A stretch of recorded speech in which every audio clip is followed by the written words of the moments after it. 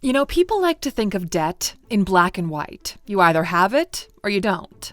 But we've spent years studying how money actually moves, not just what people earn, but what they owe. And we've learned that just like income, debt has levels, and each level changes how you live, what you can do, and how much freedom you can really have. And depending on what level you're on, that system either traps you, helps you grow, or lets you build something that no one else can take from you. So, here are Alux's 10 levels of debt. Welcome to Alux, the place where future billionaires come to get inspired. Alright, so at level 1, it's cash only. If you're on this level, you got no debt, no credit, and you don't owe anyone anything. Your spending power is limited by the cash in your pocket. In one way, this is the rawest form of financial independence, and there are only 2 types of people in this category. People who live well below their means and don't have anything in their name, or people who are homeless who don't own anything by default. Now, technically speaking, unhoused people are wealthier than those in high amounts of debt because they don't owe anything to the bank. But unless you've got a high income or you've been saving like a machine, cash-only living keeps you pretty small. You can't build credit, you can't get a mortgage, or scale. You're safe from debt, sure, but you're also stuck. No debt might mean no risk, but it also means no leverage. The challenge at this level isn't surviving. It's deciding if staying here is holding you back or protecting you from what comes next. Because at level 2, it's payday loans. Knock knock, it's your friendly local bank salesman. And they've got a present for you. A quick, no questions asked loan that you can get immediately. Terms and conditions may apply. And this is often the moment that people first taste debt. Not when they're buying a house or starting a business, but when they're broke on a Thursday and payday is still 5 days from now. You need to fix your car, your rent is due, you don't have savings, and honestly, you're just tired of saying no to life. So you take out a payday loan or sign up for a buy now, pay later scheme that splits your payments over 4 weeks, but saps you with 40% interest if you miss one.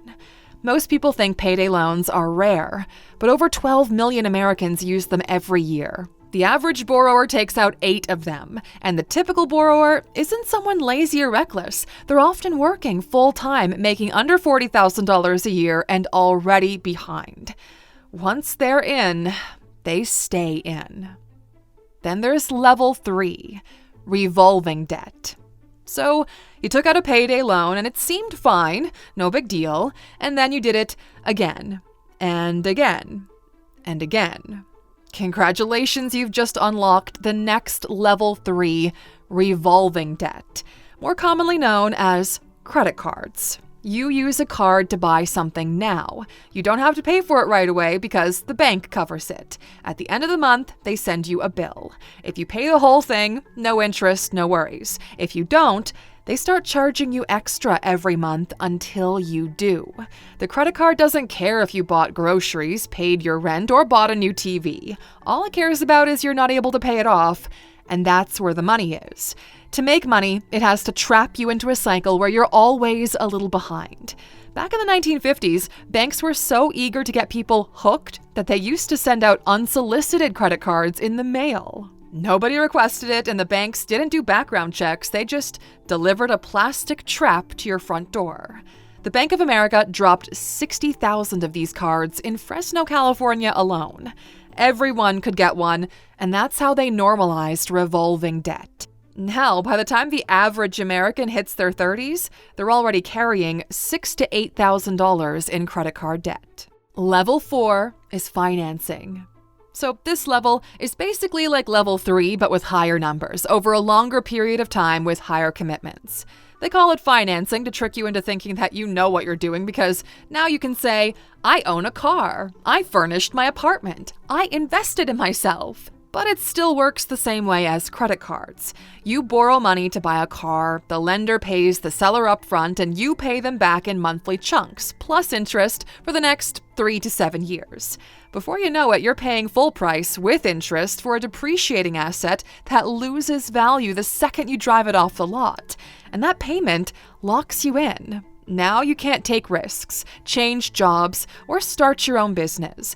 That's why if you're going to borrow, make it count. Not for things that lose value, but for something that can build, like starting your own business.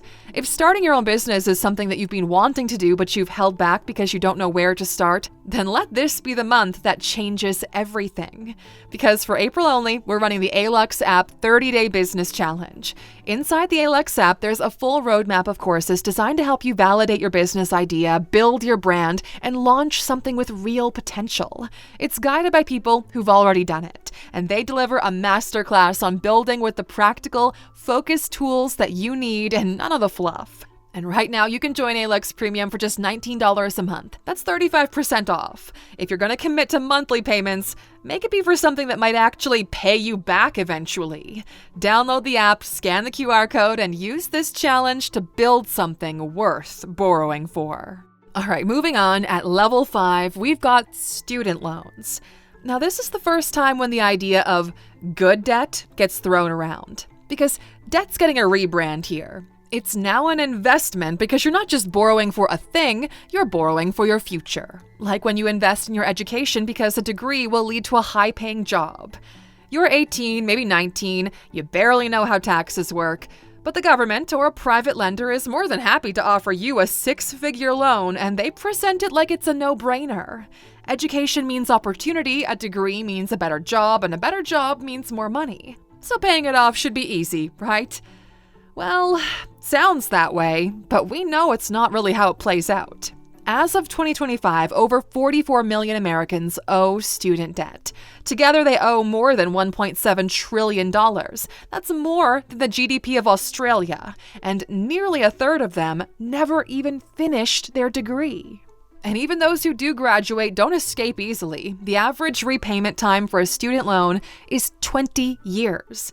Now you have to delay milestones like buying a house or starting a business because you're still paying off that student loan. Level 6 is a mortgage. Now, a mortgage doesn't really make you a home owner. It just makes you a long-term renter with the bank as your landlord. Miss a few payments, and it's not yours anymore.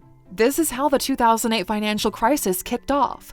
Banks were giving out mortgages to people who really could not afford them. On paper, it all looked fine. But then too many borrowers defaulted. The housing market crashed, and people lost their homes, jobs, savings, and pensions, all because the debt they thought was good turned toxic. Even after that, mortgages are still considered a smart move, and that's because they can be if you know what you're doing. You have to buy what you can actually afford. You need a stable income, and you need a backup plan. For most people, buying a house is the single biggest purchase they will ever make, and unless you've got a duffel bag of cash lying around, you're not buying it outright. You're taking on a mortgage, which is just a polite way of saying you owe the bank hundreds of thousands of dollars and you'll be paying them back for the next 20 to 30 years. Mortgages are marketed as good debt, and in theory, they are. You're building equity. You're not throwing away money on rent, and the value of homes typically does go up over time, so you can eventually come out ahead. But that's only if everything goes right. The market has to hold, you have to keep your job, interest rates can't explode, and your roof can't cave in. And even if it all does go right, you still don't own the house until you've actually paid it off. Sitting at level 7 is business loans. Now, at this level, you're no longer borrowing money, you are raising capital. The debt you're taking on is purely a financial tool. The numbers say it makes sense, and if you do it right, the money you borrow will earn more than it costs. Now you're working with lines of credit, equipment financing, bridge loans, and terms sheets. Things that make your head spin if you're not used to hearing about it. But if you know what you're doing, this kind of debt becomes a weapon. You can use it to launch your business faster, to hire a team, buy better tools, and cover expenses while your cash flow catches up. And here's the difference that really matters. Personal debt is based on your past. Business debt is based on your potential. Lenders aren't looking at how much you've saved, they're looking at how much you can build. Can your business make money? Can it scale? If the answer is yes, then the debt isn't a weight, it's a ladder. And this doesn't mean that it doesn't come with a risk. 20% of businesses fail in the first year, and if you've signed on personal guarantees, your business debt will follow you. This is the level where leverage either makes or breaks you. Because look, okay, if you're going to take on business debt, it better be for a business that works. Level 8 are leveraged investments. So when you take a business loan, you're investing in your own business. Leveraged investments are for investing in other people's businesses. So you're no longer betting on yourself, you're betting on the market with borrowed money. Let's say you've got $1 million. You could have put that into a portfolio of stocks and maybe expected a 7 to 10% return if the market behaves. But what if you take the same million and use it as collateral to borrow another $3 million at 4% interest? Well, now you're investing $4 million instead of $1 million, and if your investments return 10%, you're making $400,000 instead of $100,000. Then you subtract the investment on the $3 million loan, about $120,000, and you're left with $280,000 in profit. Nearly triple what you would have made just using your own money. That is leverage. The catch is that leverage magnifies gains and losses. If your investments go down by just 10%, you're not losing $100,000. You're now down $400,000, and you still owe the bank their investment back. At level 9, there's corporate debt. Now, there's one thing that 99% of companies need in order to survive, and that is cash flow. A company can be brilliant on paper, it can hold something that changes the world. But if it runs out of cash before that vision becomes reality, none of it matters. That's why even some of the biggest companies in the world go into debt. Not because they're failing, but because they're not profitable yet and they still need to pay employees, buy materials, build offices, and fund R&D in the meantime. Most of the tools you use today, your phone, your favorite apps, your electric car, were funded by borrowed money. Sometimes it works. Netflix ran on debt for years while building its content library. But sometimes it doesn't work. Quibi, a short-term streaming platform, raised nearly $2 billion and then shut down in under a year. And at number 10, government debt. Now, this is the debt that runs the world. At this level, debt stops being personal or corporate and becomes systemic. Roads, schools, military, healthcare, pensions are all funded by spending more than they collect in taxes. When a country runs a deficit, meaning it spends more than it earns, it covers the gap by issuing government bonds. So investors, pension funds, and other countries buy these bonds in exchange for interest over time. The U.S. national debt is now at over $34 trillion. That's more than $100,000 per citizen, including babies. And yet, the government continues to borrow, not because it plans to pay it back in full, but because it doesn't have to. This isn't like personal debt or even corporate debt, when failing to repay has direct consequences.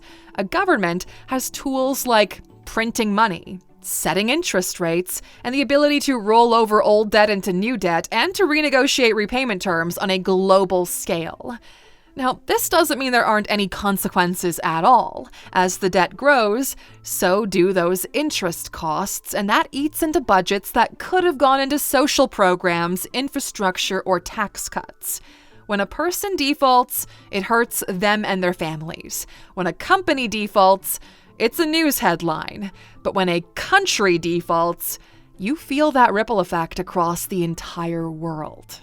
All right, so now that we've walked through the 10 levels of debt, we want to leave you with something that we've been thinking about over here. We've all heard the saying, you have to spend money to make money. But what most people don't understand is that this kind of debt you take on, it becomes the life you live. When debt is used out of desperation, it costs you freedom. When it's used with clarity and control, it can buy you time, ownership, and long-term growth. The goal isn't to be debt-free. The goal is to stop borrowing from yourself in the future, because that is what most debt really is. A loan from your future self, hoping that you'll be in a better position to deal with that consequence later on. Some people never stop borrowing, others learn to turn that pressure into something productive, And there's a rare few out there who build their lives in a way where their future selves don't need to clean up any messes for them. They're fine. So if this video got you thinking about climbing those levels of debt to where it becomes a tool instead of a trap, then your next step is to be a part of the 30-day business challenge on the Alux app. It takes 3 steps. You download the app, scan this QR code on screen to get 35% off the monthly membership, and then you join us on the inside. I'll be right there with you. It's going to be a great ride. This is how you stop playing defense and start playing the real game, Aluxer. We'll see you back here next time, my friend. Until then, take care.